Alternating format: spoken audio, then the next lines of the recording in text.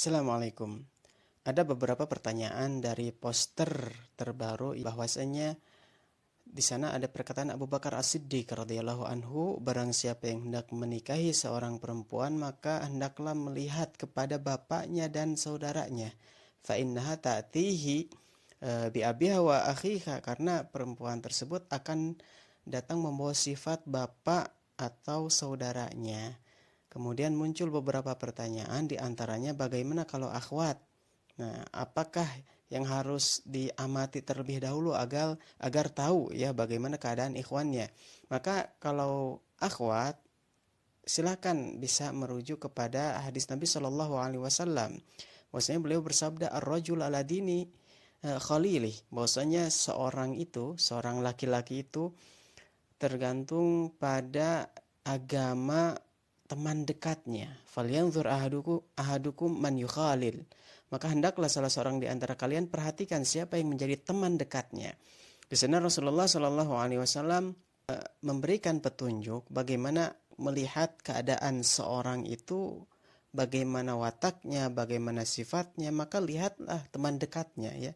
Ini Rasulullah bersabda dengan lafaz ala dini khalilih. Jadi berdasarkan agama teman dekatnya, bukan teman biasa. Nah, berarti yang sangat mempengaruhi itu adalah teman dekat. Bukan sekedar orang yang dikenal gitu ya. Kita kan banyak mengenal orang ya. Dan kemudian banyak juga yang berteman dengan kita. Tetapi yang paling berpengaruh itu yang betul-betul menjadi teman akrab, teman dekat. Nah, maka akhwat yang hendak mengetahui keadaan seorang ikhwan misalkan dan belum diketahui keadaannya karena memang nggak pacaran dan sebagainya, alhamdulillah, maka ketika itu lihat teman dekatnya siapa aja, teman dekat ikhwan tersebut siapa aja, maka sifatnya tidak akan jauh beda. Nah, kemudian ada juga yang menanyakan bagaimana apabila akhwatnya sudah hijrah gitu. Bagaimana kalau seorang akhwat yang sudah hijrah sehingga tentu memiliki sifat yang berbeda dengan keluarganya, yang mana keluarganya belum pada hijrah, masih dalam keadaan jelek atau tidak kenal agama atau jarang sekali mengamalkan agama gitu, nggak peduli sama agama. Dan bagaimana dengan akhwat tersebut? Apakah ikhwan yang hendak mengenal akhwat tersebut harus mengetahui keadaan keluarganya dulu? Maka jawabannya tidak perlu. Ya, karena alhamdulillah ketika sang akhwat tersebut telah hijrah, berarti itu menunjukkan si akhwat itu sudah keluar dari zona pengaruh yang jelek yang ada di keluarganya.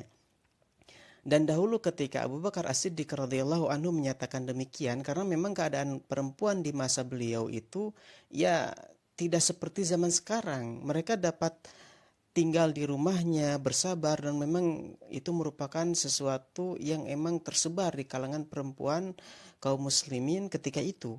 Jadi nggak mudah keluar rumah kecuali dalam keadaan yang terdesak gitu ya. Maka dari itu yang sangat berpengaruh pada sifat perempuan ketika itu adalah keluarganya dan bapak dan saudaranya. Kenapa bapak dan saudaranya? Karena kan laki-laki yang hendak mengenal perempuan tersebut, sehingga hanya bisa melihat kepada bapak dan saudaranya yang laki-laki.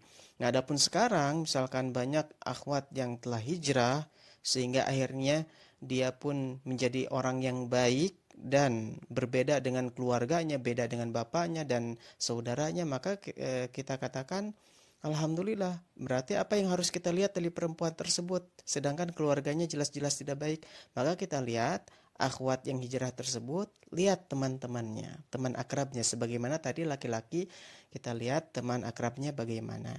Nah, demikian jawaban ringkasnya ya, insya Allah. Apabila nanti ada pertanyaan yang bisa saya jawab, akan saya jawab melalui ini ya, video singkat ini. Assalamualaikum.